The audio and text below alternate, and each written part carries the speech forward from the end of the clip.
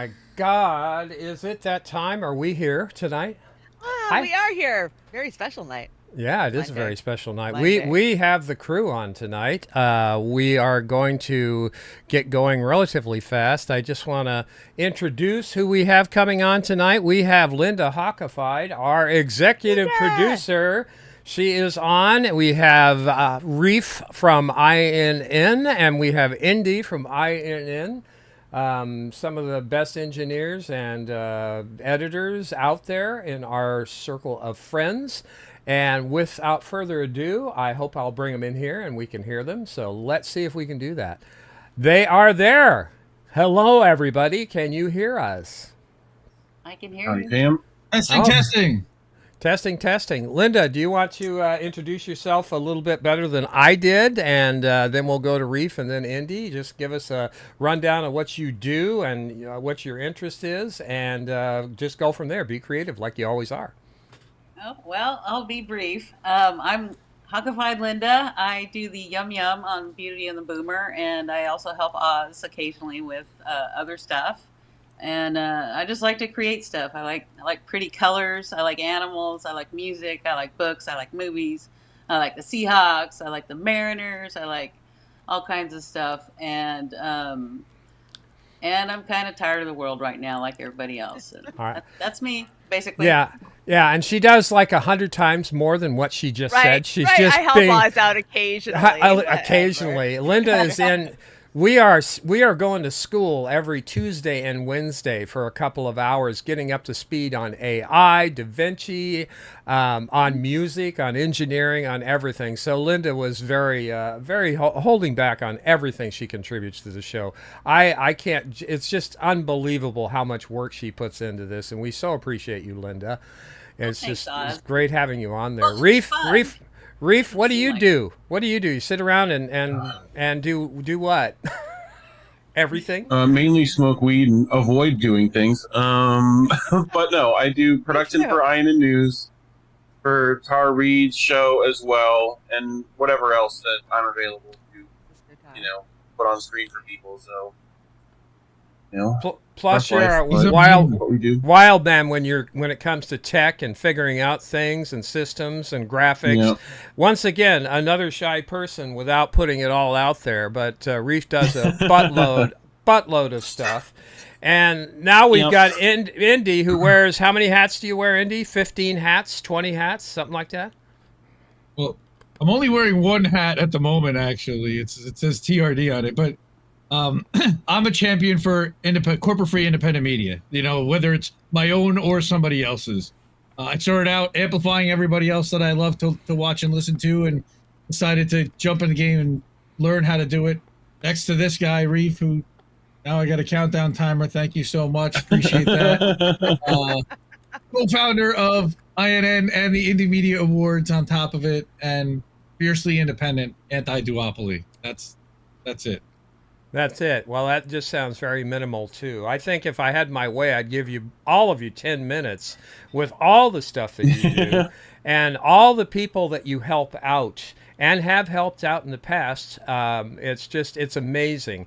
And just a side note for me personally, I've learned so much from these two guys, and Linda on every day is just incredible. You've been a godsend as far as help to me, to the channel, to Chanda, and everything you do. We just really appreciate it. Shanda, I'm going to let you speak now because I've talked too much Well, as usual. I want to mention that we actually got some indie media awards this year. I know Pundit did. So, yeah, the brothers over at Indie Media, you guys have been so supportive of everything that we're doing at Roar and Beauty and the Boomer and Trailer Park Pundit, all the different projects for years now. So thank you so much for that. And thank you so much for backing us up tech-wise. And that's why we're having this little conversation tonight to talk about the tech and everything that goes into engineering these shows. It's behind the scenes is so much more than you think, and starting out from being on a laptop with some gaming headphones to where I am now, it's taken a lot of people like yourself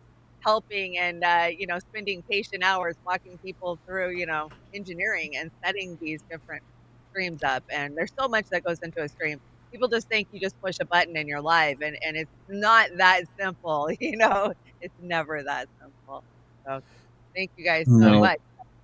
So, Yep. Reef, how did you get into this? I don't know. I think I came across indie first, but I'm interested. Yeah, I we started kind of me and Indy together, learning how to do this because felt like no one else was doing it at the time. Fuck it, I'll do it So myself. we're like, exactly. So went through about a year or so of hardcore OBS training. Self-taught in that regard, and just I've always PC gaming and stuff like that. I've always messed with it a little bit, but it's really dove head first after that, and I'm still learning that. I just had to pick up DaVinci and learn that now too. So it's like, you always continually finding new programs, new AI stuff is coming out. You got to keep up with that. It's mind blowing right now. Yeah. But yeah, you're right. People have no idea what goes on behind the scenes. A small audio glitch is not just the trivialest thing to fix, So you're constantly pulling your hair out, too, right? And it's the craziest shit trying to troubleshoot it. Like, it shouldn't be doing that. I don't understand. And yeah, it's insane. Yeah, like you set it up and it suddenly decides to change. Go ahead. First time I directed a live stream, you produced it, Reef produced it, and we did a 6-panel, 5-hour-long live stream using Zoom rooms, and it was one of the most complicated. It's still the most complicated live stream I've ever been involved with. I would never do it again, but we learned a ton. No, we did that a few times too, huh, Oz? A little bit. My Fitbit felt like I had ran a marathon that day, so your heart rate cannot take too many of those. So right, it ages. No, nice relaxing streams. We're fine. We're good.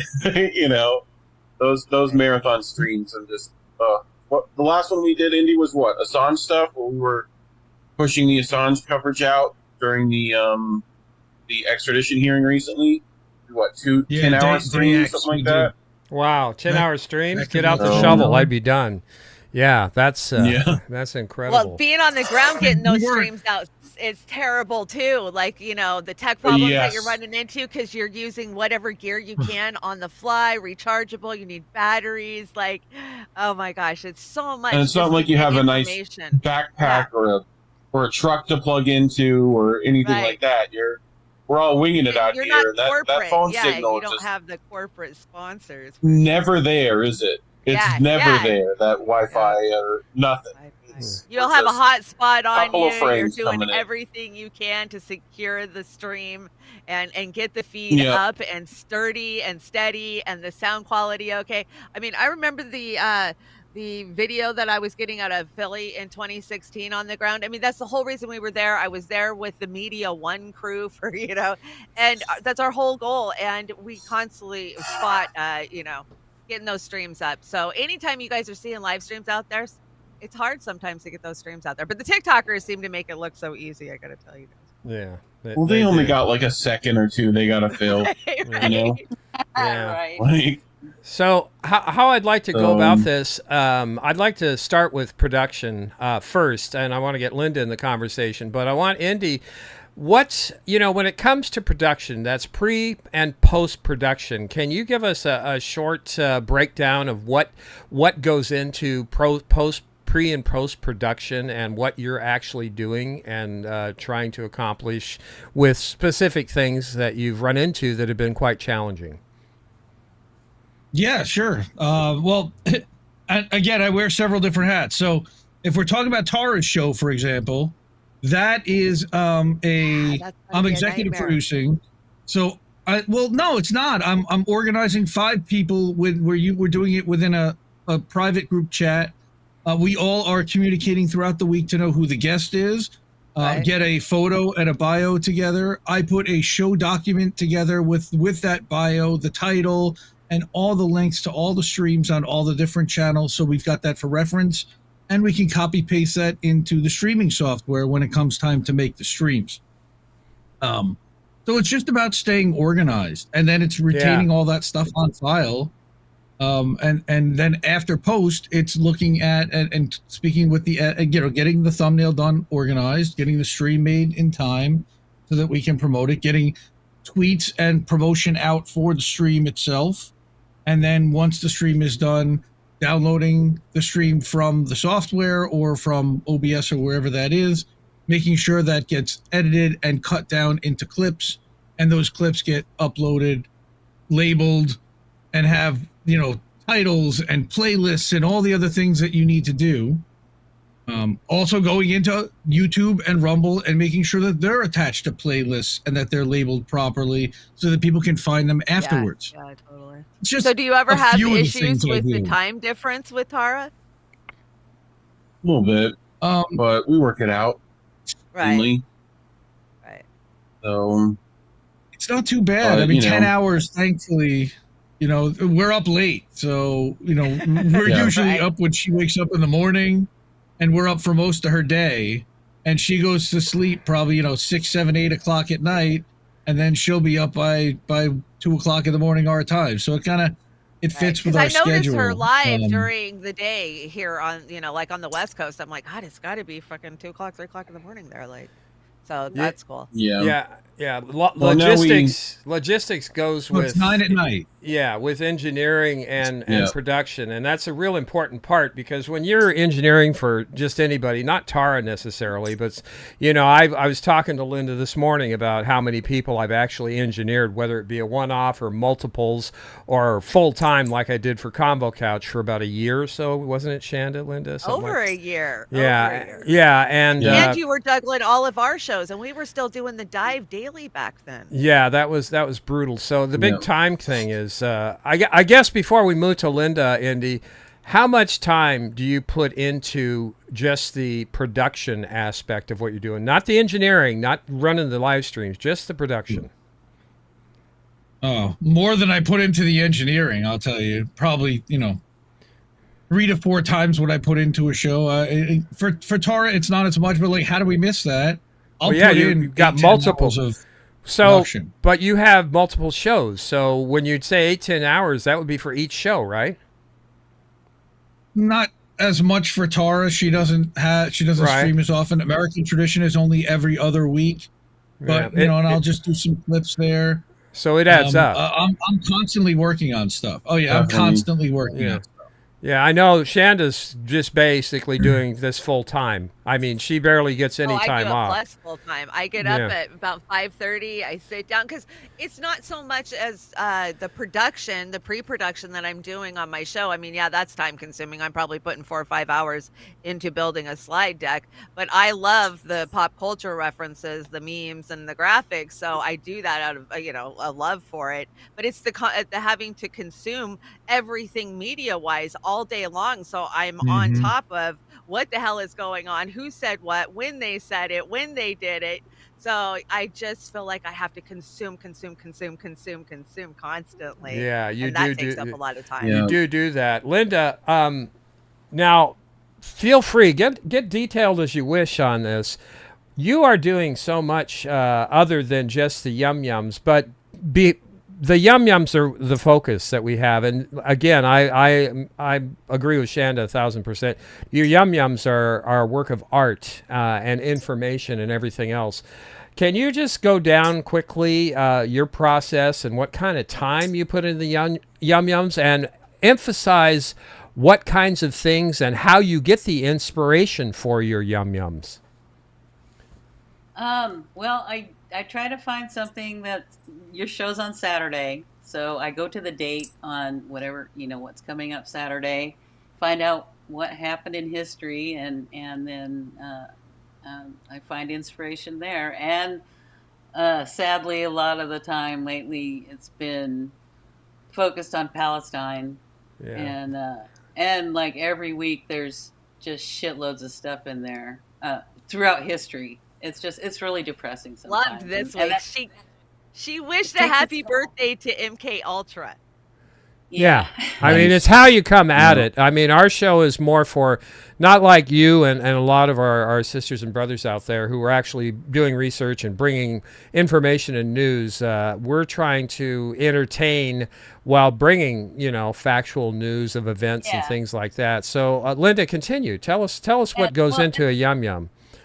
it's basically, I just want to give people enough information to maybe check it out on them for themselves, and then kind of poke fun at it, make it funny if I can, or get pissed off in a funny way. Lots of satire comes through those. Yeah. You're big on that. Yeah. Yeah, Sometimes I there's love swearing involved, but I love that. it takes me, I don't know, between rounding up all the memes and then finding music and making the avatar, because I pick a different avatar every week, and writing the script. I start with the script and then build from there. And it takes,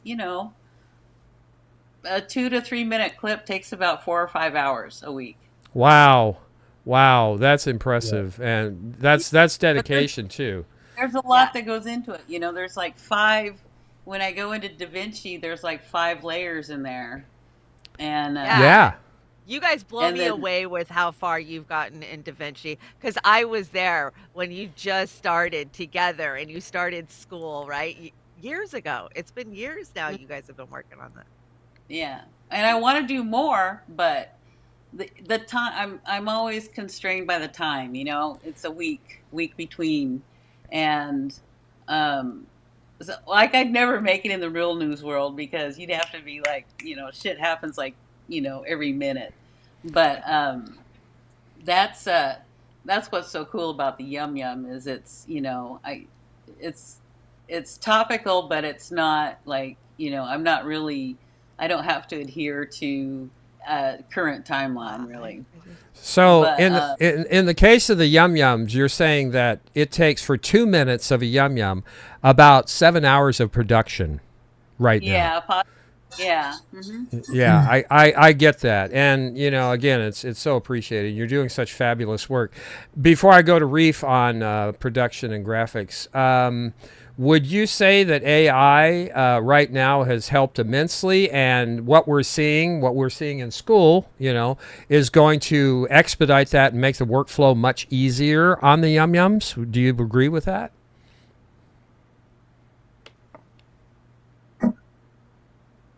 Did we lose you? Oh. Did we lose Linda? I think we lost Linda. No, I'm here. Oh, Oh, there she is. yeah, that was Linda. Linda, did you hear that question? Oh, I thought you were not talking to me. Yeah, I was. Before we go to Reef, on the do you think the AI is going to help you expedite your workflow with doing the Yum Yums? Oh, absolutely. Yeah. Okay. Yeah, it will, and it Okay. does. Okay. And that's I don't want to give away too many secrets though. Yeah. I look at your work, Linda, and I honestly, some of it blows my mind to where I don't know what you're doing. I'm like, wow, how is she doing that? You're advancing so quickly in AI. I mess around with AI when I get downtime, but I still I guess I'm not prompting it well enough, because I get crazy ass fucking 20 fingers all pointing the different direction. Right. Like my and I'm fingers, trying yeah. different ones, right? They look all That's it's part crazy. of the time. Yeah, that's part Yeah. of what Yeah. takes some of the time though, is getting it right. Yeah, Right. it does. It certainly does. Reef, you're the wild man when it comes to graphics. I mean, that's just one of your one of your strengths. But how much time and effort, and do you think AI is aiding your ability to do pre and post production? Without a doubt. I mean, I've made whole show assets with just AI in less than an hour, 2 hours. Like, it's just your work. If I tried to do that myself, which I could do, I have those skills to go into Photoshop and get all the assets, pay for them, and put them in, and all that stuff. But AI just spits something out that I can use and very quickly, using it for thumbnails, all sorts of stuff. So, but yeah, I mean, just to touch on the master of trades we all have to do, the amount of time, besides the actual time it takes you to do the work, the amount of time you've had to learn how to do the work that quickly is probably immense. You're constantly learning that. On top of, if you do a news show, the amount of time we're spending researching is more than the time we actually spend producing, right? Absolutely. Like, just soaking in the knowledge. Me and Colin spend Tuesday night or Wednesday night, pretty much, getting a show together, putting it in a deck.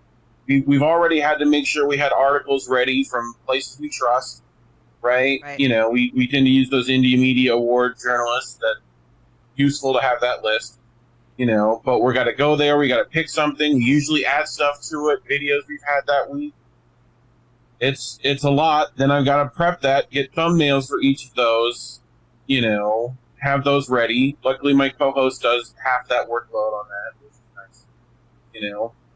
But then it's filming it, making sure it's in OBS, goes live to multiple platforms, you know. Then we got to download that, edit it, put those clips up. Like, you're talking one show, 1 3-hour, 1.5 hour show ends up being 3 days worth of work. Easy. Yeah. You know? Right. So Yeah. Well, on top of just the general editing. plugging We're in. bad about post, man. So- We can put so many more clips out, but who has the time? I mean, we're so busy doing all the other stuff. I don't have time to clip up Yeah. all the content that's being created. Yeah, that's the thing, and you know, I want to explain to the people in the audience here that you guys, us, and a couple other people actually do something above and beyond just to document with links to tweets and YouTube and stuff.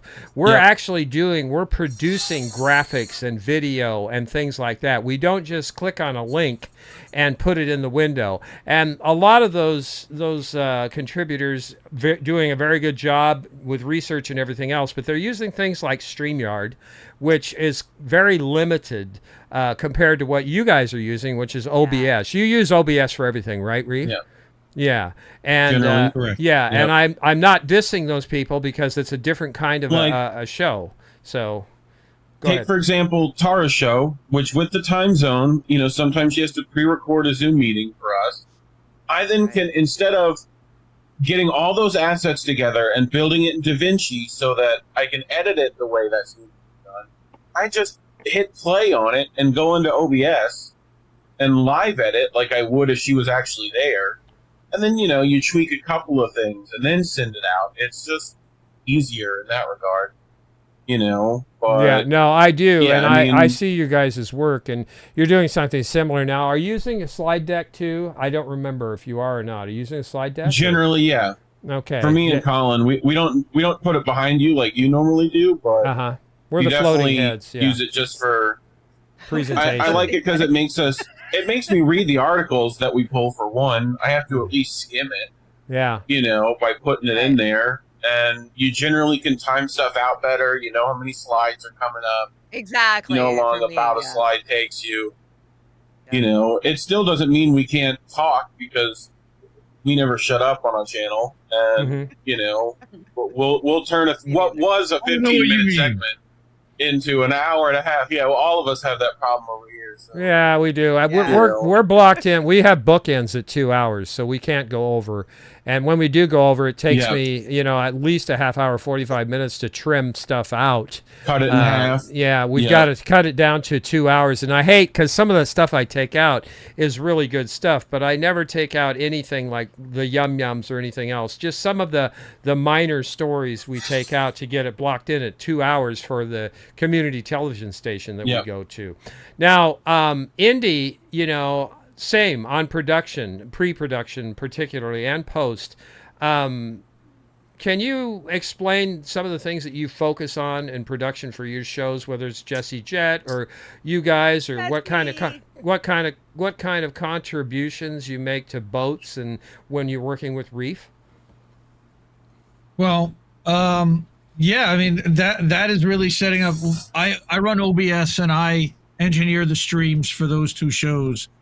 Not only and I host while I'm engineering, so that's a challenge to be able Yeah, to it is. check It is. make sure that OBS is live, Mhm. pay attention to what's going on in the live stream, listen to everybody, and kind of monitor everything from the top the chat. while making Yeah, sure that the exactly. stream and oh yeah, make sure I that feel- we're in the right screen in OBS because Stream Decks. Okay, I will credit Stream Deck, Stream Decks, which is a yes. device that is incredibly helpful. We had to convince and twist Oz's arm not only to get one but also to actually use it. I think it's sat in a box for close to a year. I'm going to call you out on that shit for that. It was a long Right. time. Yeah.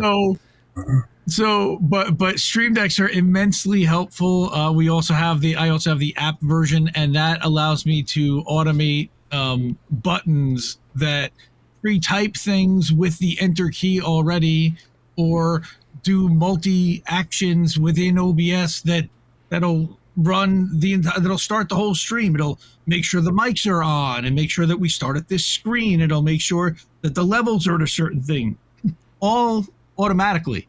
So I don't have to worry about that stuff when I go live, and I can focus on the things I want to focus on.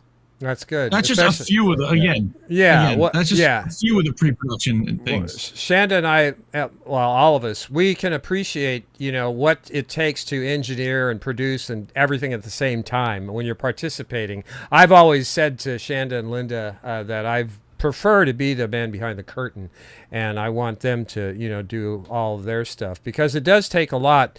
And I can't get posed where I'm looking at the camera like a lot of people, because I've got 6 monitors that I'm working with when I'm doing these shows. And exactly. Just to program the Stream Deck to do that would be another hour and a half. So that's how I do it. But it's all about workflow. And with that being said, I'll start with you, Indy, because you didn't get as much time invested in your response. This question right here, in your opinion, which software is the best one to use for, if you're going to do highly formatted shows, and which software is the best to use if you're just going to get boxes up and do in-depth reporting on information and research that you've gathered? Well, I've been learning on OBS. I like OBS. It's a really flexible, free, easy to use software that has a lot of plugins that you can then bulk onto it, but you need a lot of computing power to run it. So if you don't have the PC power, it becomes a real challenge to be able to stream out with OBS. We use Restream at INN, and we've got a professional version of it that allows us to go out to as many as 15 live channels, any 15 we want to go out to. There is a studio component that is very similar to StreamYard. So either one of those I'm a fan of. I've seen people use, I don't like Streamlabs. That's basically OBS on top of, Streamlabs. Commercial on top of OBS, right? I'm sure you're familiar, right? You're using vMix, and that's a complicated engineering program. Most of the streamers in our space are using StreamYard, if not OBS. Yeah, they are. We tried Snow Himbo, for example, who I was doing a show Nobody Wants to Work Anymore with last year. He was trying to do some gaming, and Restream was giving him a lot of problems. Last night, he plugged in a YouTube RTMP to his OBS and streamed for 3.5 hours, no problem. Mm-hmm. So what does that tell you? I mean, sometimes it's just about a combination of connections and continuing to experiment and figure out something that works for you. I've been having connectivity issues with my upload speeds, and Oz is inside that. It's bandwidth from your house. There's not much you can do about it other than yell at the cable company, which is what we've been doing. Chanda, did you freeze? Chanda? I saw you bleep, so maybe she's got to come back in. Yeah.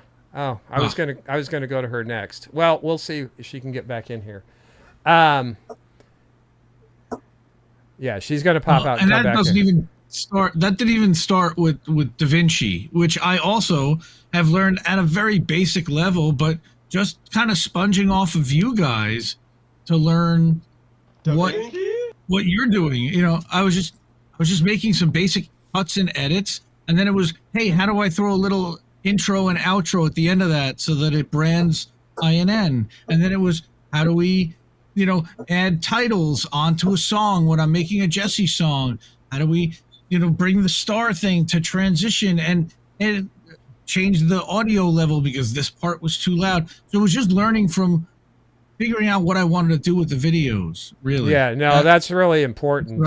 And I can't say enough about DaVinci. But Chanda, now that you're back, Indy gave us his in on OBS. Tell us what you like about, are you back, Chanda?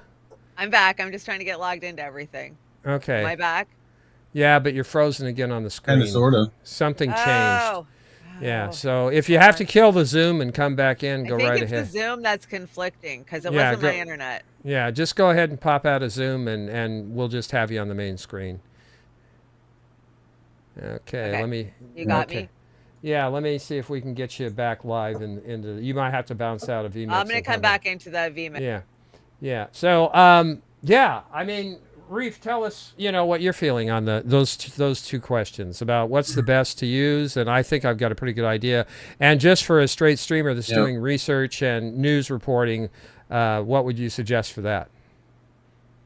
Well, I think for a lot of people, OBS is very viable for doing basic stuff. You just want to record your screen and a camera. It doesn't take that long to set up in OBS, and even if you don't have a crazy computer, it'll still run. You'll be surprised at what people are able to run OBS for basic stuff. But between that and Restream, which also offers a free version, which lets you go out to plenty of platforms, for free, pretty much exactly like StreamYard in the way it works. I like that one. StreamYard also pretty effective generally, but OBS, if you've got the time and willing to put the effort in to take the couple minutes to learn how to use it, I think it's open source, it's free, and does a whole hell of a lot. So That's the nice thing about that. Yeah, absolutely. It is. Yeah, Yeah. Chanda, can you tell me now? You have a little bit different view on this, but the vMix, before you start, the vMix is very similar to OBS. It is very similar in the way the inputs are set up. But I've been literally in almost every streaming studio that you can be in since I started out engineering on my own. And because I am in such a small little space here in my trailer, it makes it hard for me with the green screen. So I had problems in every studio, one way or another, whether it be not having control of the green screen, too few controls. That's my problem with StreamYard. You have too few controls, you have set camera shots, and that's how wide your angles are. So my whole entire, house is in the shot, and I couldn't crop, I couldn't ratio anything. So I would move on to another studio, and then I got a Stream Deck for my birthday, and it didn't integrate in with one of the I think it was Stream Deck, or maybe it did work with but then our StreamYards. But then we have Restream because we use Restream, and a lot of these programs, they have studios. So I've been using the Restream studio for a couple of years now because I find it like a step up from StreamYards in the controls that you have and the inputs that you can put into it. It's a little bit better. But then I went into Streamlabs OBS. Oh, well, I went to OBS for like 6 months, and I loved OBS. Once you learn it, it's great. And you're right, Reef, it's open source. I trust it. The plugins are there. Anything you need to do with it, it integrates beautiful with the Stream Deck, with the Elgato Stream Deck. So many things. So many things. I and absolutely Elgato products agree. in general. Yes, I just got an Elgato camera. I got the new face cam, and I love it because my camera was blurring out. Yep. And but so then let's see, I moved from OBS. I went back to Streamlabs OBS, and the problem with them is it's just kind of a ripoff. I mean, it's OBS, but you're paying $20 a month for some bells and whistle overlays, so you don't have to do graphics. Which shout out to Canva. Canva has changed the world. I gotta tell you. Oh my god! Without Canva, oh hell yeah! And now we're in the vMix. Every thumbnail. I love the vMix. Yeah, every thumbnail. Thank you, Canva. Right? You can just scroll YouTube and see Canva. I started, Fee asked me to make an intro. I made a lot of that in Canva. I brought clips into different templates. All the Indie Media Award stuff is in Canva, pretty much everything. It's way cool. And with that, I'm glad you guys brought that up because Linda is a Canva fiend. Yeah, Can you, Linda, tell us about what you love about Canva? Can you do that? Oh wow. Yeah, everything. It's just it's everything. It's aptly named. It's a canvas. You can do anything on it practically, and there's more and more and more. And they've got AI now, and you can integrate it with anything. just about. It's Yeah, just, I quit using my Adobe Photoshop, because I quit Yeah. using all of it. I do it all in Canva now. Remove the background, crop it, change the color. Exactly. Yeah, it's amazing. Yeah, it does. Yeah. It does Layers was a everything. big thing. They needed to add layers so that you could get to Layers a was the specific biggest. layer. Layers changed my life. Yeah, Mhm. yeah, Yep. in Canva with because that's the only reason why I was still using Photoshop for the most part. Yep. Was I could go to each I still have to use it occasionally, right? But like now it's I find myself using it a lot less. Like I think making individual assets in Photoshop to then use in Canva is where it's best suited. You could do more with Photoshop. It's got crazy amounts of add-ons and bells and whistles to do to images. Right. GIMP also very good at that. If people want to mess with GIMP, which is the free version of Photoshop, still not as many bells and whistles as Photoshop, but Canva now with layers is practically the same. I would say it's still got about 70% of the way to go to be the same, but for getting something out quick and dirty that's good enough, that's I forget who said it. It's one of the Star Wars production guys that was like, perfect is the enemy of good enough, right? Like, our job is production. We have to produce to timescales. We have to be able to get it out. Yeah, Yeah. quickly. Yeah. So, and if you can't, Quickly. so all those things that help those workflows, going into Canva, getting it done, getting it on a thing, like the faster I can do that, the better. So, Linda, how somebody quickly yeah? as Oz. Oz gets challenged to make things quickly on the fly, I know, pretty often. So Pasta. Yeah. Pasta's the worst at it. Yeah, I wasn't gonna call anybody out. No, he knows. He knows. I tell him, I kid him. Oh, so when do you need the thumbnail by? In 5 minutes? And so 5 minutes, it's actually been good for me because it has honed my skills on getting, when you have that pressure and you have to get something out for a show in X amount of time, you make sure that you get it out at that time.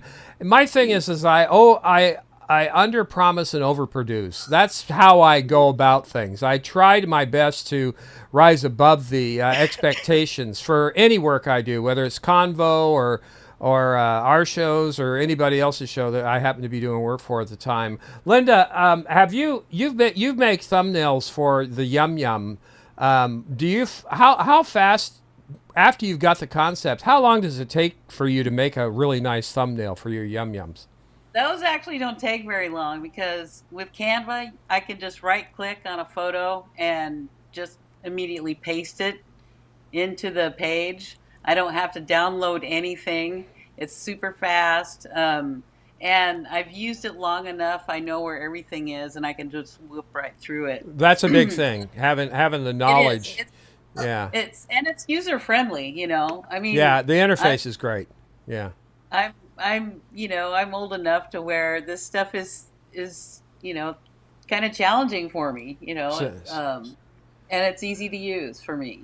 I think we're all in agreement that we would recommend Canva, and like Reef says, Photoshop absolutely. We use Photoshop Elements because I'm not about to pay another monthly fee to Adobe or these other outfits because right now with AI we're getting nickel and dime to death because if you pay for all these apps, all of a sudden you went from $12 a month to $150, and it's like whoa, you just can't. How much do we pay for Reface every year? And we've got to have those ones. Reface, Reface is the best deepfake program out there, period. I will challenge anybody, and I will even put it up against the current AI that's available, but there's AI coming that is good.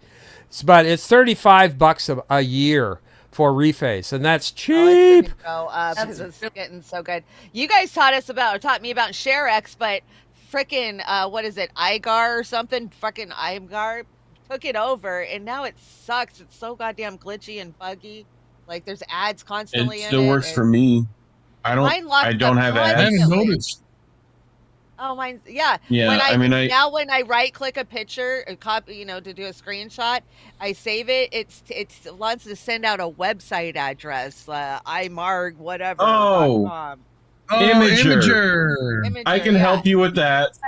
Oh, Okay, thank you. Imager is Reddit's image hosting thing that Reddit needed for a while, right? Then Reddit now hosts its own images, but Imager was the thing beforehand, right? Yeah. We can turn that off in ShareX so that it never goes to Imager. It's just sounds like. By the way, it's also wait a minute, stop. It's also still saved on your hard drive. You down. Oh yeah. By the way, yes, and yes, it's saving on my hard drive. drive. I know it is. And which is good because it locks up go so to that many folder times I and have to find go it. to my folder and find the image and recopy it because I just end up with, writing. So Sounds like me down during I'll show you the easy ways to do that. Yeah, you guys need to have a good session some afternoon where you can cover these things just to fix some of the little stuff that's annoying because Chanda uses. Me down. It's like a hurdle. It's like I'm running and I have to jump over something. Like, oh, here's a problem. Yeah, well, you got multiple hurdles this morning, so yeah, you got nailed today. I think ShareX itself is one of the best programs. It's one of the first programs I download to a computer. Like, it's definitely if you don't know what settings to set up, I didn't even think about that. I would love to learn how to do video screen recordings. I have never put the time in learning how to do the screen capture. Yeah, for like GIF recording or whatever. Yeah. That kind of stuff. The biggest thing I do is just a custom region screenshot, right? And like I have a button on my mouse where I press it, I can you and your immediately magic pull stuff mouse up. again. I love it. Who doesn't want more buttons? Tell me. So for me, I also can do quick edits to that photo, right? If I want to just erase out text, put text back in, put an arrow in somewhere, and then capture the screenshot. Very nice. Oh damn! Very I'm so useful. not using ShareX to its full potential. Yeah, you're not. I will show you the ways. Once you get there, it's like, oh, perfect. Bring me into that little tutorial, Reef, because I don't even use it at all. So I use other stuff. I've never got into use ShareX. So great little program. Yeah, I would like to screenshot program out there. Yeah, I want to get more into the tech. God, it's already been 45 minutes. Feels like 15. You guys, one of the big questions that streamers and potential streamers ask is, what, in your opinion, is the best way, the challenge of growing your reach and expanding your audience? Live streamers need to effectively market and promote their content across social media channels to attract new viewers. And it seems like we're knocked down in the algorithm because of who we are and what we do. But you guys are going for more reach and stuff. What are you doing to combat this challenge? And Indy, I'm going to let you start with that one. It's hard. Setting up social media profiles everywhere, engaging, networking, going on other people's shows, doing shows like this, following. Look, I started as somebody that was watching streams and in chats. So a lot of my audience and our audience still comes from those chats because it was people that we've been hanging out with. And it's people who are in this chat, from animators to Kill Your Egregores and Retro Gamer and all these folks, Golden Monarch and Denver, everybody for the last 4 or 5 years. That's a lot of our core audience and the people who watch us. Now, getting beyond those people is really hard. Asking people to share, that's the biggest thing. We don't pay for reach. I don't pay to advertise. I don't pay to boost streams. I don't pay to boost video clips. If I started doing that, we've got hundreds to thousands of videos. I mean, that's just, I don't want, look, on top of the fact that I don't want to continue to feed the machine. I'm giving them my content for free as it is. I don't want to give them my money to actually have to promote it on top of it. Shit, I spend half my day promoting it, going to different Facebook pages and groups and Instagram and making vertical videos to put up on TikTok and Reels and posting on Twitter into different DM threads, YouTube posts in squares, Facebook page, Facebook group.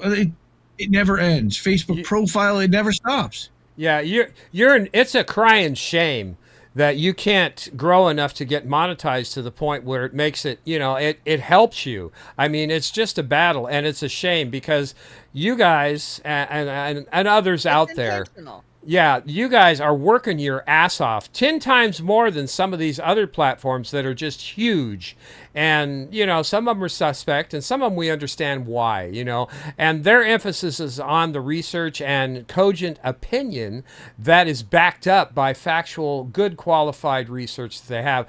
I have no bones against that. Our thing at Beauty and the Boomer and Roar and things is to inform. So we don't look at the growth numbers as much as the learning and the artistic value and the ability to provide a place where we can entertain and inform and engage when we can. And we'd like to engage even more. But Reef, do you feel the same way about, growing and monetizing? What do you have a particular idea? And then I'll shoot over to Linda and ask her. I mean, well, the meetings with the Illuminati we're doing are only going so well. That's not you guys. That's somebody Your blood else. sacrifice So- intake. Yeah. Right. We haven't quite put enough blood to the blood god there. Apparently, we're suppressed like everyone else is talking about any real issue. So that's a whole factor. We try to get around that as much as possible.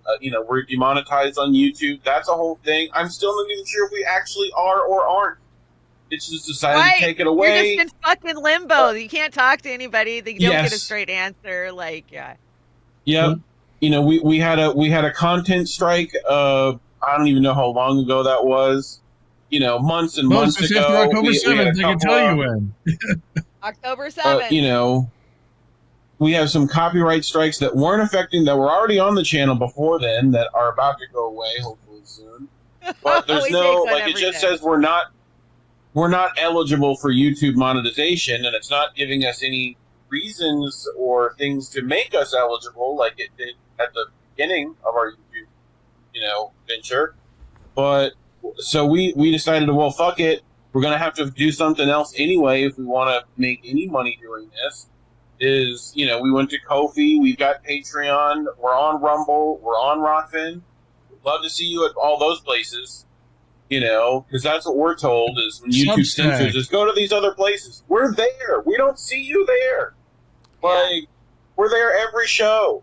Do you think cutting down the size of your shows, like clips, but a little bit more to where you can actually get at least one topic out that's like 15, 20 minutes or even 30 minutes might help that? Or is I that think we definitely try to stick to, I do that. the longest thing we do is probably an hour per segment, and well, that's you if we're clip it up, pushing yeah. stuff. You do that. You Yeah. do it in post though, but I'm talking about live. Live, have you done that Yes. live? Yeah. We definitely tried to keep our stuff, it's just we talk too much and have too much to say most of the time.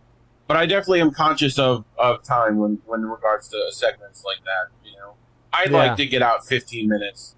But, if you had someone, the problem is you almost need 2 editors per show. You need a person going through getting short content Yeah. and doing that, and which means they have to watch the content to understand what's worth clipping up in that regard. Which that's where you as an audience, since you're watching anyway, YouTube has a little clip feature. I see it on the page right now. It'll give you a minute. Send it to us.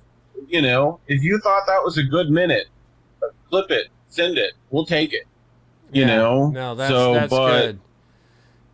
That kind of stuff is where clearly YouTube's algorithm is going. We've even used AI clippers to clip up stuff for that. Yeah, I've seen that. Opus Clip is pretty decent. Yeah. It's expensive and monthly subscription crap All again. expensive.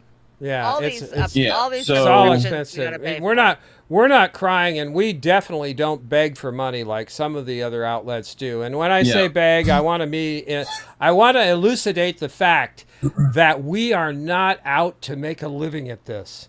We are out to have a little fun, to take the stress and the pressures off what we're seeing in this madness of a world we have right now, off of us and you. So that's kind of the benefit that we're seeing, and that's what we set out to do, was to engage, inform, have a little fun, and relax. Because if we didn't have this outlet to relieve some of the pressures and stress that we're encountering, oh my God, inflation, just anything. But I like to eat, so go ahead and donate, please. Well, yeah, and that's the thing. Yeah. That's why I want to be clear. We do need support, and we've gotten moments of some really good support, but it's an ongoing thing that we want everybody to do. And one of the things that we do, and I think you guys do too, is we don't just say support us. We say support our friends and family in independent media that deserve your support. It's not all about Chanda and Oz or Linda or Amber.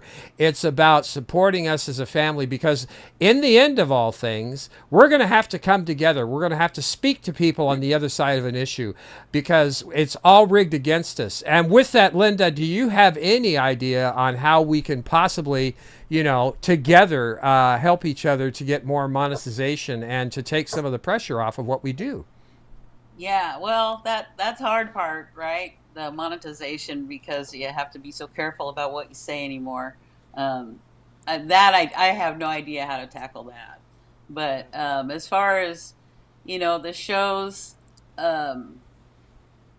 I think there's a lot of shows going on at the same time, and some are, it's like if people were could recognize more, I don't know, just be more cognizant of who else is streaming right now, Mm-hmm. And there's a lot of schedule. Yes. Scheduling. Yeah. It would Yes. be nice. Yeah, it would be nice, because I hate when we stomp on each other and all we're doing is thinning the herd, and so I try to stick to my dedicated so many eyeballs. time slot that I've been in for years, And there's a lot of people who just have a show, just like they'll just say, I need to talk right now, and it's like, well, okay, can you until your regular You're show? doing yourself a disservice when you go live at the same time as Jimmy, like Right. Where is everybody?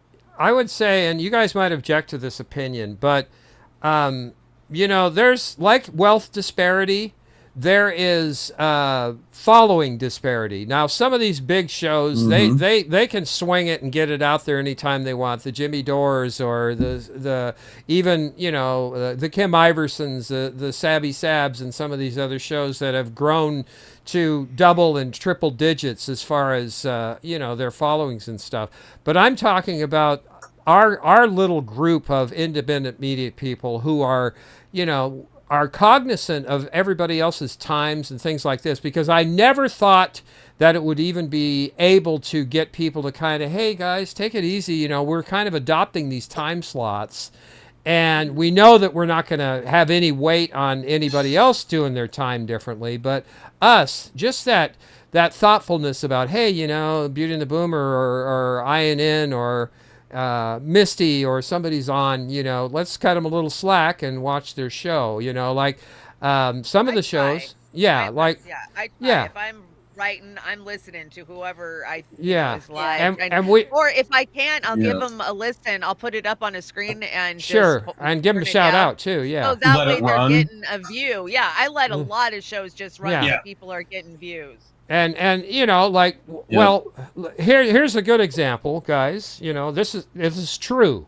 This is a true good example. Like Warren, he has his show on Saturday night. Well, he could have it earlier, but he waits till we're done before he kicks his show off. So I'm going to credit that kind of mentality and Warren for doing that. We appreciate that.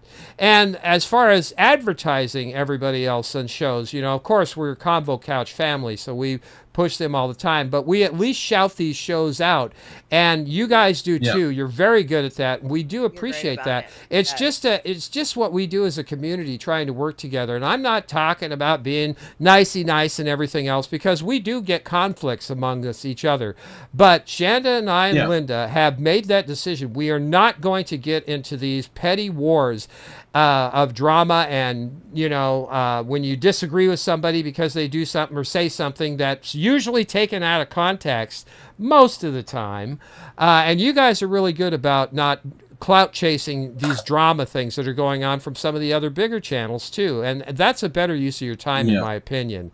So, Chanda, do you have any ideas about monetizing other than what we've talked about here, or did we get it all covered, or what do you think? I don't, we're trying every avenue out there. I mean, we keep encountering so many obstacles, right? I mean, demonetization, and then you have censorship of your content, and That's then huge. Yeah. and then you had these platforms that started pulling your money and access to your money, like PayPal and GoFundMe. And so we've encountered so many, and it's intentional. They don't want our voices heard. We're out there is spreading truth, pointing the hypocrisy of the empire out, and that's the last thing they want. So they'll bend us over and they'll take our money. I mean, that's YouTube has jerked us around for so many years when it comes to monetization. And I pay them so I can have YouTube Premium, so we don't have to watch commercials during the show. I was thinking about that the other day. I'm like, God damn, I'm paying them, and I give them 2.5 hours of content 3 times a fucking week for free. Like, that blows my mind. And so, yeah, I mean, we've tried every avenue. Really, it's mutual aid. It's going to come from building our communities and from our loyal, amazing supporters that come in and watch these shows, that support these, us as independent contributors. That's the only way we're going to make it, because we can't depend on the state to keep us alive when we're talking shit about the state at the end of the day. No, and we do not monetize anything on our shows. The only thing that we possibly get from YouTube are a percentage of the super chats.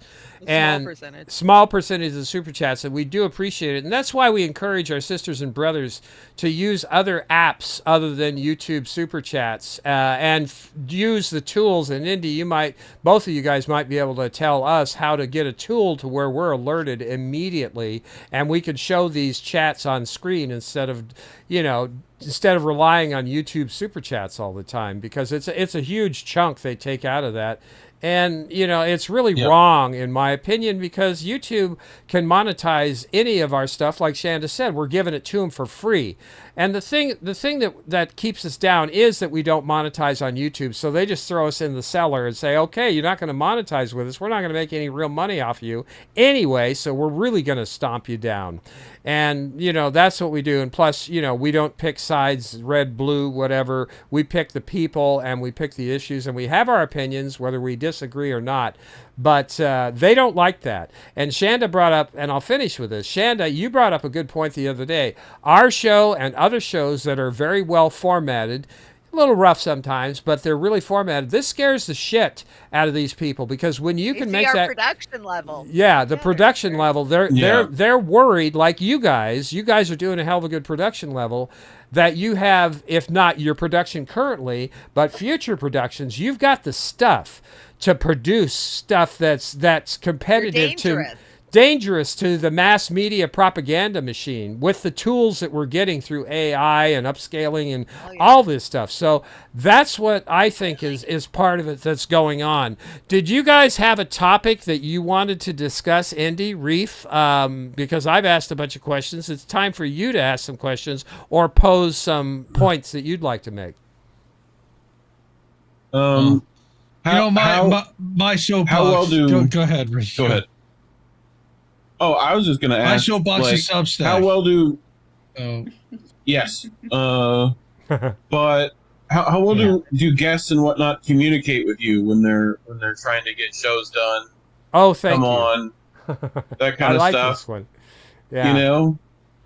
Because I don't know what it is in this space, but no one's good at communication. I don't know if your parents didn't hug you enough, but I know. Like, is it that hard to send me a message day before something? Like, let me know. I don't care if you tell me no. Tell me no. I don't care. Like, I'm just trying to get stuff done, but just tell me. Communicate. It's communication. Very simple stuff. Yeah, and you bring that point up, and Indy, I'll let you chime here, but that point is well, and everybody here knows that I've engineered for multiple shows, multiple streamers and stuff, and communication is the most difficult thing. That being said, the people that I have engineered for, almost all of them, have been very thoughtful, and they understand they have these issues. But I understand that they're under the gun and they've got pressure trying to do their stuff too. So I work with them.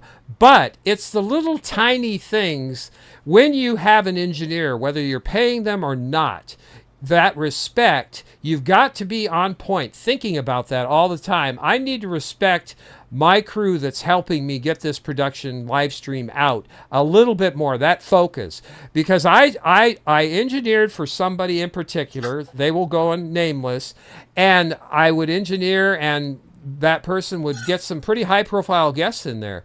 I would never get introduced to these guests in the green room. And I found that insulting and humiliating that this person could not even introduce their engineer for 1 second, one line. And I made a promise to myself from now on, when I engineer, I'm going to make that perfectly clear as one of the house rules is, and I didn't have to do that with Fee and Pasta or, some of the other people, but there was one in particular that really hurt my feelings, and it really put me off of engineering. So thoughtfulness and communication to me is one of the highest best things you can do. They could show up 5-10 minutes early too. That'd be nice. Yeah, the timing. Yeah, that's the thing. Give us time in the green room. Don't show up 5 minutes after we go live. Yeah, time to check your audio. Your camera. Yeah, and this is engineer specific. It's not for somebody that engineers their own stream. We don't care about that. But when you have an engineer, and I know Indy, you have run into this time and time again. What are your feelings on this? Yeah. Again, I like not having guests. Well, that's I used to do an interview show, and notice I haven't done an interview show in a year and a half. The last time I had somebody even on, how do we miss that? Besides Reef, was Chris Legion last summer. I love having people on. I love talking with people. I much rather be a guest on somebody else's show. To have that conversation. I'll go on with JB. I'll go hang out with Kit on Hardlands. Yeah. It's just the logistics of getting other people on and everything else, getting them to show up on time and do the sound checks and everything else. It's booking, a lot of stress, and it's setting, and not only that, it's setting up completely different screens in OBS because it's different window captures. Then you have to set up like with StreamYard, and half the time you send people a link, and then it's like right. Yeah, honestly, with OBS we've got to build it. Yeah, so I'm gonna. Yeah, go ahead. My soapbox is Substack, and that's the positivity, and that's where I've actually seen real growth, real connection, meeting new people in completely different media and completely different types of media. People who do poetry, people who do photography mostly, and they put out different newsletters. And Substack is kind of like the newsletter hangout. People who make newsletters hang out there. They have their own little social media platform called Notes. Substack newsletter near you. Oh, God, Rachel Maddow. Get her Yes, out I'm going to get trolled about that. Sean in the chat wants to know how we deal with. Sean in the chat wants to know how we deal with farts. Like, I never see anyone fart or gag. They just has to be bad farts. Yeah, we'll let the View do that. That's their job. Yeah, that's the poo. That's the poo's job. The View job. Now, we all know they I have a Yeti. I have a mute button right on my Yeti. So if I really have to fart bad, I mean, I've got a mute button right in front of me, and I'm not even on camera. So and I'm by myself. So. Yeah, yeah. Chanda and Linda get to hear me complain, and I just want to ask you both, Linda, and I try and be professional on camera and off camera, and the frustration that you sometimes get working with some of the people you're engineering for kind of bleeds through, and I cry to Linda and Chanda about it, but I think that do you Chanda, Linda, do you think I maintain my decorum even when I'm off screen and don't trash the people that I actually engineer for, unless in that one case? Otherwise, am I okay, or do I need to improve on that? I think you always you usually have to tell me when you're mad. It's like you'll have to say, "Oh, I'm mad," and because you're very even keeled. and you don't usually blow up. So yeah, I think you maintain pretty good. I don't. You see I'm me. trying. Yeah, I want to make a point of this. That's why I'm posing this question. What do you think, Chanda? You're my best friend. Of course I know when you're pissed off and there's steam pouring out your ears. I can see you on screen and know there's steam pouring out your ears. But yes, you always handle yourself very professional. We But don't. yeah, of course we bitch behind the scenes, and that's why if sometimes you could be in the green room, it would be a better show than the actual show because some of the shit that gets said in the green room is hilarious. You're so true, and that's kind of Yeah. my point. If you try and maintain your decorum and stay calm off camera, it translates to on camera, because if you can't off camera, then you're not going to have a good show. So try and be as professional as you can off camera, but everybody's going to have a bad day, and we all have had bad days, and it's not necessary, because I appreciate the work that a lot of these people have engineered, and even the one that I'm unhappy with, I appreciate some of the work. And I always will. But working with people in virtual areas is just as important and has the same housekeeping rules as working with them in real life. Yeah. And just because you're hiding behind a monitor doesn't mean you should change the person you are. So that's my advice on that. And I appreciate you guys, going on that. Was there other things that you wanted to point out, Indy, Reef? I'm just surprised Oz keeps it together without the copious amounts of weed like the rest of us. I wish I could. Right? I wish I could. I can't. It has a negative effect or an opposite effect on me. He's got Joey's I don't know, dandelion tea. Yeah, dandelion tea. Nice, that works. I'd be giving you some flowers in that too, but just to see if it works or not. But no, I think I find You think decorum I haven't slightly tried to get overrated. Oz weed? I've tried to get him to eat it. I've One tried of to these get him to days- roll it on him. I'm always sitting. I've had it. I've had it. There's suppositories, Oz. We can go with that now. That's it. That's it. I need some suppositories. Thanks, Reef. Yeah, that'd be great. Yep, That'd be great. I mean, me and Indy yell at each other constantly to make sure things work, and I don't think we can get our work done any other way. Well, so I've been just there. remove those filters. Yeah, and I've been there when there's been some we can friction. say sorry. Yeah, friction. We know Yeah. how to do that.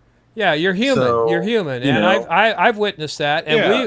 we've only had one meeting where we got together where we kind of all got riled at each other, but we came back. We healed up. But that's human. I remember hearing about that meeting. That's human nature, when you do that, and that's part of being human. Indy, do you have anything you'd like to point out to everybody in the chat as far as that goes? This line of thinking. Well, again, professionality. The way that I always saw, I was always told about reputation is it can take you 10 years to build one up and 10 seconds to destroy it. So I'm always cognizant of that.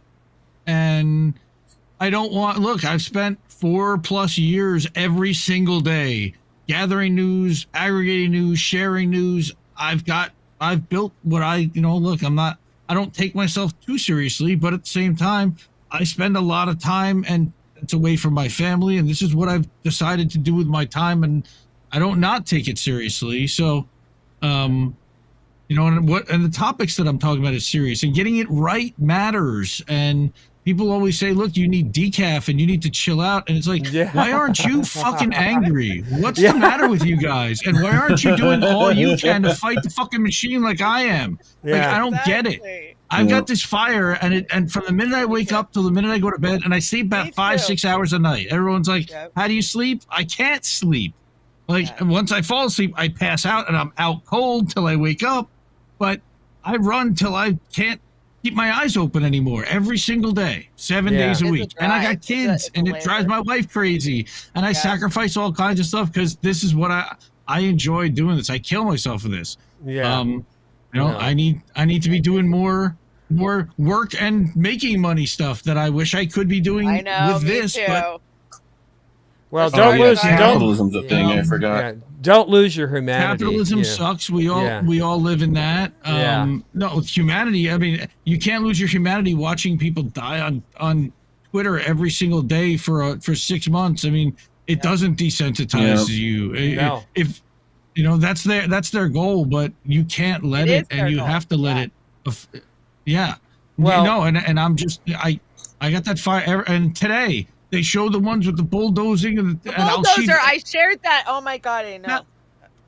how do you not see that and flip your shit? Like, I don't know. Shanda and I were talking about this Exactly. the other day. Is that, Beauty and the Boomer sets out to be humorous and uplifting, but we've been buzzkill ever since. It's been getting worse, month by It's month. October 7th. It's just been. Yeah. It's it was bad enough with Ukraine, You're talking but Yeah. the evil robot sent to kill us is hard to make jokes about. No. yeah, I know, yeah. we're Like- Well, we're like nihilists every day. Shanda did something special last week or the week Nihilists. before. We believe in is- nothing. Is she put it into perspective for me on how we have to roll. She's accepting it. She accepted it. What's happening? It's what it is, and we're gonna get emotional about it, and we're gonna talk about it. And the minute things Admitting get better, there's a problem is the first step. Yeah, we're going to try and switch it so it's better.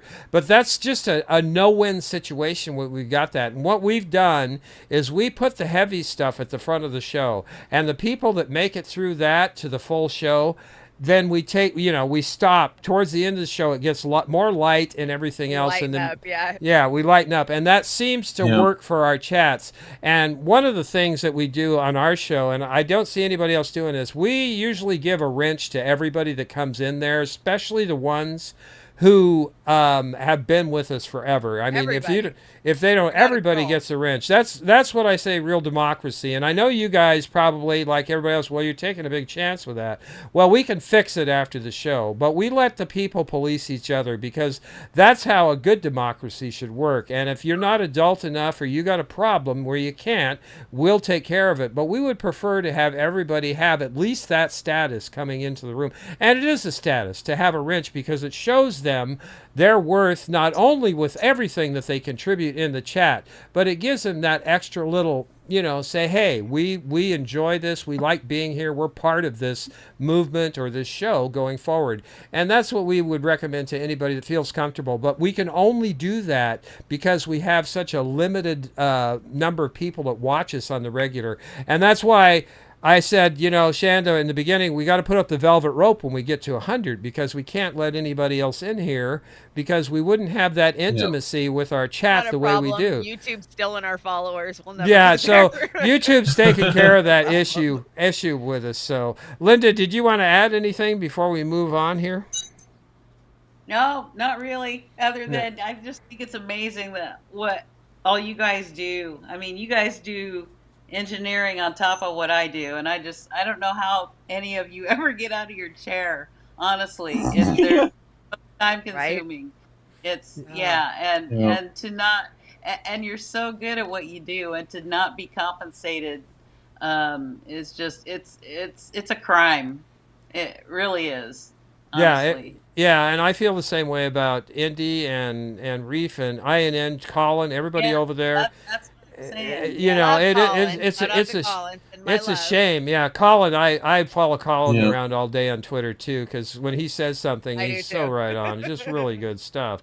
But again, that's what you're in store for when you do this. You can either go the corporate way and kiss the ring and whatever. And I'm not saying Kim Iverson necessarily or Jimmy Dore or anything kisses anybody's ring or ass or otherwise. But you do have some of our sisters and brothers that repackage already news stories, which helps. It's great for content, and a lot of people want to hear their opinion. But it's always nice to see some of us out here bringing fresh and different stories, news stories, than what's trending that day. I think it's hard to do because there's some stories you just have to say something about. But Reef turned me on to his sources for news stories through Reddit and some other places that really helps a lot. That's where the Trumpers hang out. Yeah, well, whatever. But Shanda's really good about bringing alternative stories too, because we don't want to be buzzkill through the whole show. And I got to shout out to you, Chanda. You just kill it with Trailer Park Pundit. You are real. You connect with the people. Every show you come on, you're not not phony. There's nothing phony about you, and we do appreciate that too. And your chatters are reflecting that, because they come to see you. They're loyal. They want to hear what you have to say, and you represent demographics that other people don't even shout out to, and I we hope appreciate so, 'cause that. that's Yeah. what I'm here to do. You know, I started out with a recovering opiate addict who decided Bernie Sanders needed some supporters, and I hit the ground running. And here I am. I mean, it's been a crazy almost 10-year journey for me through the Democratic Party, learning our elections and then moving on from there. And I being inside that machine for as many years as I was an elected PCO for like 8 years. The only place I could see where I could actually make a difference was in independent media, because I felt like all day long I ran into people who were regurgitating bullshit that they were told by the state media. And how do we break this? Like, well, what are you listening to? Where do you go? And I'm writing lists down, like, check these out, And even the ones that we followed even back then, say 7-8 years ago, like Democracy Now! And shit, they're gone. Tom Hartman. I mean, we lost a lot of them along the way. It seems like Shit libs. Yeah, Big they on. really they bit the apple, or got poisoned, or whatever, TDS, whatever you want to say. And I used to have great respect for the likes of Tom Hartman and people like that, but now I'd have a hard time pulling over if I saw him laying on the side of the street. That's how bad it is. Yeah, Robert Reich, are you kidding me? I mean, they're crazy. Robert the Third Reich. Yeah, I mean, it's horrendous. What kinds of things have you guys encountered through all the time that you've been live streaming and stuff, that have been particularly challenged? And I'm thinking of the sense of not working with, or not policing your chat or anything else, but stories that are hard to report on, that kind of thing. Is there anything you can think of that comes to mind that's difficult for you guys? Recently, Bushnell, that was tough. That was a tough. That's a great example, Reef. Yeah, Aaron Bushnell. Yeah. That's really hard. And I really had to ask myself, because I was live that morning. It was Monday morning, and I get a big show Monday morning. Bigger than the rest of the shows. And so I'm like, shit, do I run it? Do I run it? And then, you just have that pit in your stomach, but you're like, I'm here to bear fucking witness. If I don't run it, people don't see it, So I made the decision to run it, and I thought I'd get a lot of pushback, but actually I got a lot of people thanking me for running it. You didn't blur it out. It was the raw footage. I didn't blur it out. I showed the raw footage, and so it's tough sometimes to make that call. Like, do I do it? Do I talk about it? Do I show it? Indy, I know that you're very sensitive all talk to about it. Seeing all the babies and the women and children buried in Ukraine and in Gaza. I know that really hurts you, but can you describe a little bit more on what it's doing to you as far as your emotional challenges and how it may be affecting your personal life? Would you be willing to talk about that a little bit?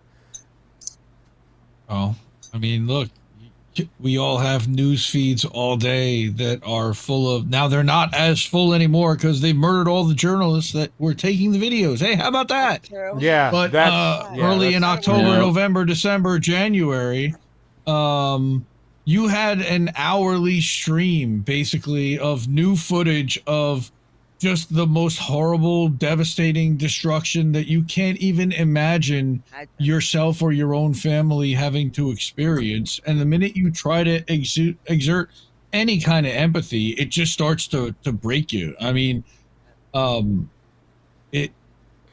especially when they start using your own personal religion as their justification for doing it.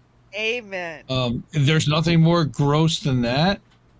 And then using that as a crutch and an excuse when it's all about control, land ownership, hegemony, the oil and gas underneath, building a canal, wiping out an entire group of people who they originally took the land from. I mean, there's so much that goes into all of this, and it didn't start October 7th, and it's the arguing with the douchebag paid assholes on Twitter, and now they've found their way onto Substack notes even and everywhere, and it's dealing with that as much as, and that kind of denialism and the accusation of being, you're a Hamas supporter. Wait, so now these people don't even have the right armed resistance?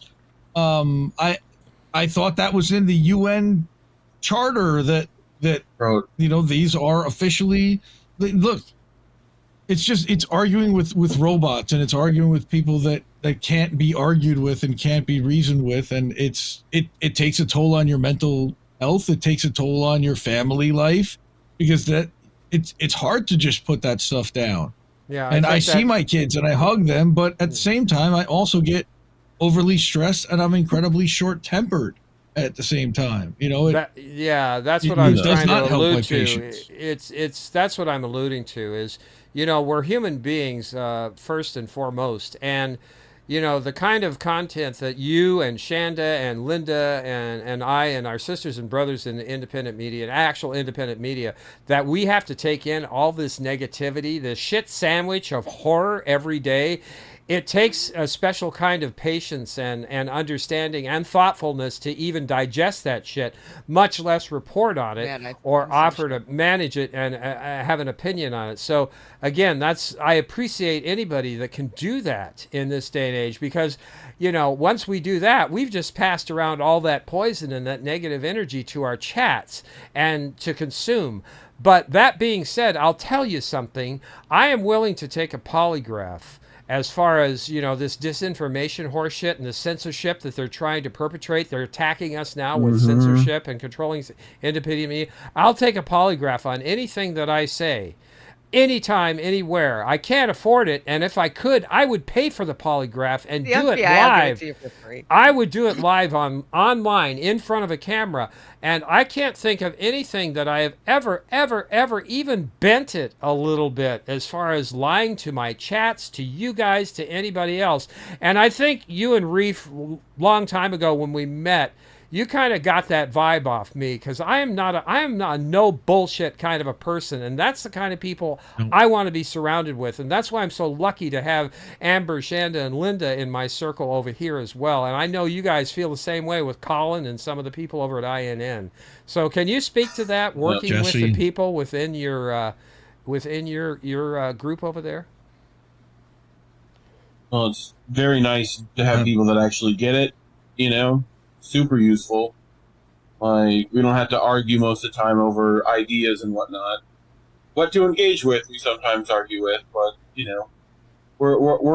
all came from the trenches and are more than willing to choose violence occasionally, and we all have to resist that urge. Yeah, a lot sure of you times. are. Yeah. So, but I think I know we couldn't make it through all these stories without them. Luckily, a lot of us have that same gallows humor. Very useful, these days. It is. So, like, I still, there's only two things I look for when traumatic shit happens. Where's the funny? What's happening? I still need understanding. So, both of those things important. So, Yeah. but yeah, I know Indy wants to have lots to say on this. So. Yeah, Andy, let's hear it, brother. Well, looking at my desktop every day, my desktop has the INN active member. I got pictures of their heads. I look at every day, all day. This is my adopted, my chosen family here. These are people that have made content because I liked watching their content, and I feel like we vibed, and I want to help them, and I feel like we can help each other, and we bring a lot to the table, and we make each other better. I've got skills that I can help them with marketing and organization and getting things together. Go ahead. How did the Wu-Tang put it? An iron sharpens iron? Is that what we're going with? Is that Something it? like that. Going back to the Wu. All right.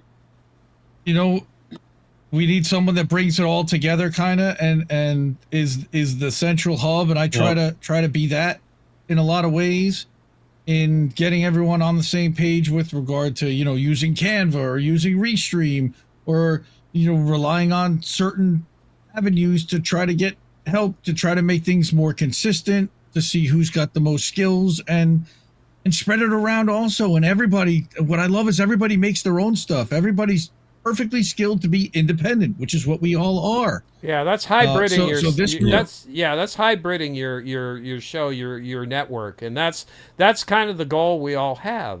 And continue. I'm sorry I interrupted.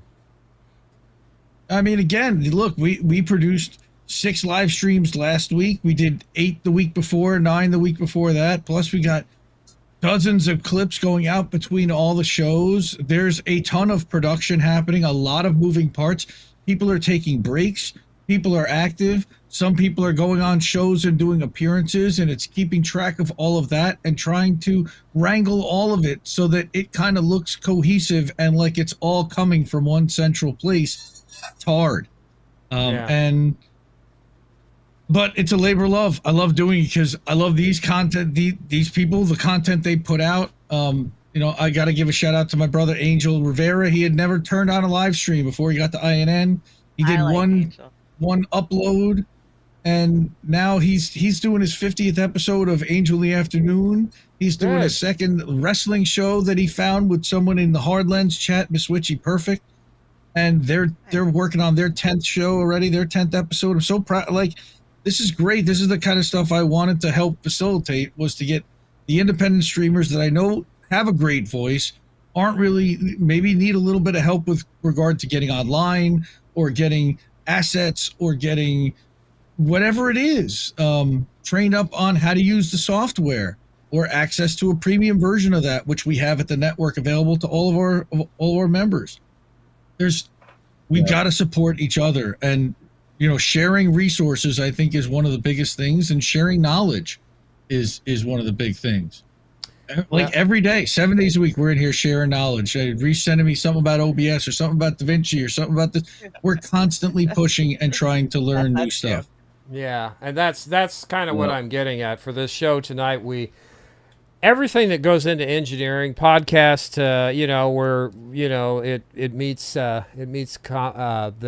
where chaos meets comedy. There's plenty of chaos, due to technical and personality and, having to timeline, everything, the whole structure of it. But I can't say enough. I agree with you, Indy and Reef.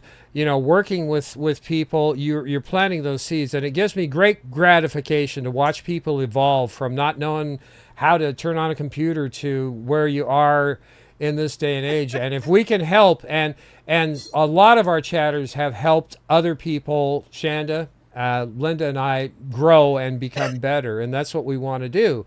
So I guess I think we covered most of it tonight that I wanted to get to. Really have enjoyed this conversation. I'm hoping we can have more, but lastly, I wanted to talk about content sharing. I think that we should share our content around to other platforms, and not the live streams, but if you have, like, Shanda's got a show, maybe she'd be inclined to say, hey, INN, would you like to take my show? Pundit can go wherever. Yeah, put it in a block over on your show. Let's fill this up, because if you share the content, and we're not inclined to do that. Don't give any more work to do. Yeah. We're not, he likes having more work to do. Yeah, but we're not. Don't give him what he wants. Our format, we started out trying to be a network, Roar Media Network, but we're not doing that anymore. But you guys seem to be doing a successful job of growing, and we would be more than happy to share our content with you for you to use or not use. And I recommend other people who would like to have that, because it kind of goes back to the old thing about reruns from television. If you rerun stuff and it's still timely today, you're helping build a network up. And, how many of these shows like Me TV started out with, like the Andy Griffith Show and Stargate and stuff like that. TYT. I know we hate them, but their model was working for a while. Yeah, they had multiple shows, multiple. They still creators. have They still have all day. They have a 24-hour loop channel. They still do. They have one on like Pluto or wherever. But let me tell you, first of all, we've done that. We've tried to do the 24-hour, the multiple loop thing, and I also loop stream clips. So Restream allows me to loop stream clips, so I can run it 10 times in a row, back to back to back. So that makes a stream longer. They allow you to do playlists to make longer streams. I made an 11.5-hour stream in OBS the other night for Rumble the Assange rating stuff. Coming. Well, that's rating on Rumble. Big difference. Yeah, that'll be nice when we can rate on Rumble. I'm sure that Linda wouldn't mind. Linda, would you like Indy, if he wanted to run your Yum Yums over there? They'd be a great 2-minute intro into stuff in between their shows. What do you think? Would you be interested, Linda? Yeah, if he wants to, sure. Yeah, we're no pressure, Indy, but Great there's content. there's Go look at it, gaps Indy. You'll between your like it. shows. You might want to program them in, but that's just an offer. But that people in our chat are fully capable of doing productions on their own, and they could send A you those lot. productions, Yeah. and you guys could integrate those in. And as organized as you are, Indy, you could program this in and have keep growing your network bigger and bigger and creating more energy and excitement around that. And whatever is holding you back, I think that might be one way you can break that that cycle of getting pushed down so much. I don't know. Is that a suggestion you'd consider? I mean, certainly I consider it. I think one of the things that's hurting INN specifically is that we don't have a 5 to 7 day a week network stream, or even 4 days a week, where it's more than 1 day a week that they're doing a live stream. It's much harder to build an audience that way than if you're streaming a couple times a week. I see what Kit is doing at Hardlands. I see what Savvy is doing. I see what RBN is doing, and Do Dissidents. The channels that are really taking off, they're connecting host with an audience on multiple days a week. We're not really doing, but look, we can certainly be an outlet for a variety of people, for people to come and watch good content for a bunch of different people, like most other networks that they're familiar with, comfortable with, and used to, unlike the independent channels. But it's non-corporate for a variety, which doesn't really exist. And that's one of the things that was exciting to me about INN in the first place, was to build something that didn't exist in the model of an RBN, in the model of what was an MCSC network that sadly doesn't really exist anymore, but a group of independents working together as a family. Yeah, and I've been on the ground for so many groups trying it, for all the way back to PIP, and the problem is so many times egos get in the way, and that's a part of what we do, right? You got to have a little ego to get out here and put your opinion out to the world. And but it's nice to see that there is some of us that are truly holding on to that, that vision. Yeah. Kumbaya, I think it helps look, to have some leadership. Misty. Yep. And Hardlands, and look, it's not just even INN people. Yep. Mm-hmm. Know how to work with people, dealing with egos you're going to do in any business, so it's kind of par for the course. You just kind of got to work with what you got. There's plenty of tools for that too. So luckily Pop's a psychology major, so that helps. I've got enough brain books on the wall to know how people do shit. So well, I think that you guys should keep talking about this. I really, with the way things are going and censorship and everything else, it would behoove all of us and everybody in the chat who is capable or wants to learn how to do a production, even if you did one a month, we could talk about getting it over there. Pre-record it even. Record. Don't even need to do stuff live. Don't do a live stream. Just make a pre-production and then shoot it over and load it up. I mean, if you can do that without any great expectations put on it, and if it passes some housekeeping rules so the channel that INN wouldn't get in trouble for, I'm sure they consider it. But that's why I say, I think inviting you guys to, if you want any of our content, particularly the Yum Yums and Trailer Park Pundit and some of the crazy, stupid stuff I do, I'd be more than happy for you guys to run it over there. And housekeeping is, put your logo on the stuff, because INN is not going to erase your logo or take it out or not give you due credit for it. And I love to give people credit. If I'm working with them, I put their logo everywhere. I mean, what the hell? What's the problem? You don't type this stuff. But anyway, I'm going to give you guys the last word before we get out of here. We've ran pretty much close to 90 minutes, and it's gone by particularly fast for me. I don't know about you guys. It's been great. So, Reef, how about last word from you, and then we'll jump over to Linda, and then Indy and Chanda and I will sign out, okay? Yep. Well, easy to find stuff for us, indienews.network. You can find all our shows. INN Wednesday for me. And Sunday nights, How Do We Miss That? And Boats, which, people not like having the brain bleach at the end of the week. So tune in for that. But otherwise, at Reef Freeland on Twitter, go to that. We're almost at 2K, Indy? We're almost at 1.9, I think. In A couple more subs. So if you haven't 1900. You gone guys are sub, doing go do great. that. We're pushing 1900. Yeah, yeah, you're doing great. So- You're doing great. Yeah. But yeah, that's it for me. So, Linda, what do you Yeah. got? Last word from Linda. Oh, I just want to say how fun this has been. I've learned a lot, and I've also been like in the dark a lot because I'm not an engineer. But I'm in awe of what you guys do. I've seen Oz enough have to troubleshoot stuff and sound especially Audio is that Satan. ugh, yeah. Yeah. Yeah, it is. Audio is Satan. Yeah, And it is. it's just I can't believe you guys do what you do. It's crazy sometimes. But You're doing spectacular work, Linda. You keep going. You're going to be the graphics artist extraordinaire. Like Shanda's going to be the expert on VMix here real soon. So we appreciate everybody's skill set on this stuff. Indy, what do you got? Well, what I got is support independent media because we need it more than ever. I sign off my show with that, and I truly believe it. And I spend all of my days amplifying, finding good independent media creators, finding stories that aren't necessarily being covered by all the other algorithm folks. I'm not trying to chase that. I want to try to bring different stuff. That's why we call the show How Do We Miss That? It's because we don't want to talk about what everybody else talked about during the week. We want to at least bring it from a different angle. And we bring independent writers, journalists.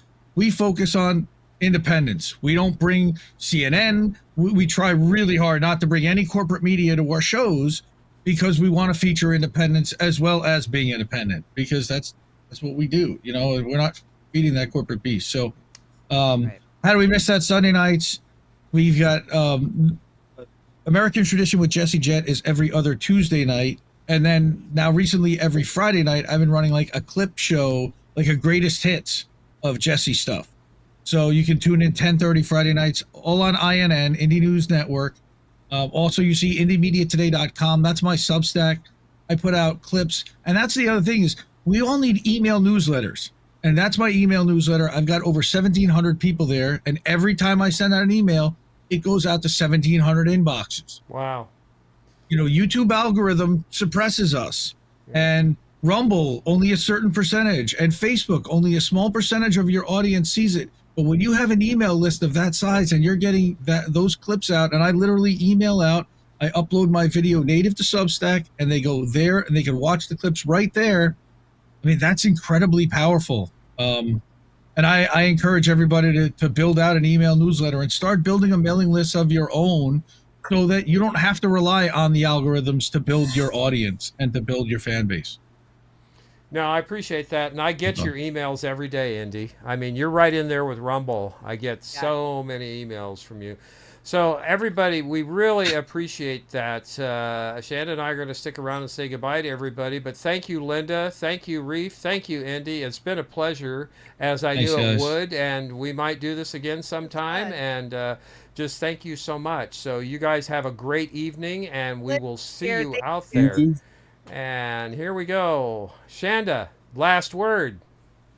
Oh man, I'm tired. I've already, I was up early this morning fighting my show, so I feel a little rum dummy. I'm so tired, but that was a great conversation. I always have so much fun talking to all three of them. I grade, I learned so much from each one of them. Linda, every time I come in the green room with you guys, I'm always picking up tips from her. I mean, she's taught me so much in Canva, and Indy and Reef. Yeah, they've turned me on to so many different things that I use, and I appreciate, what they're doing, the vision that they have for bringing independent media kind of under one umbrella, not meaning that we all subscribe to one thing, but that, hey, this is one place that you can go and you can find all these independent people. So that's what it's about, right? Yeah, absolutely. And I got to say, I've seen Chanda like this before. In the green room trying to get this stuff going, and it's like, so I can relate, and that's part of, I'm screaming. Yeah, this morning Yeah. there was a lot of curse words dropped. But hey, Yeah. I went live on time, and that is because of the patience and time that so many, especially you, have taken to teach me the basics about engineering, how to do inputs, how to do, casting, all these important, intricate things that have to be woven into a good stream for you, the audience, to be able to see all the bells and whistles and, the extra screenshots and the slide decks. And so thank you. I can't thank you guys enough. Everybody who's taken their time and energy and put it into me. So I managed to work my way through all of those bumps this morning, and I launched on time.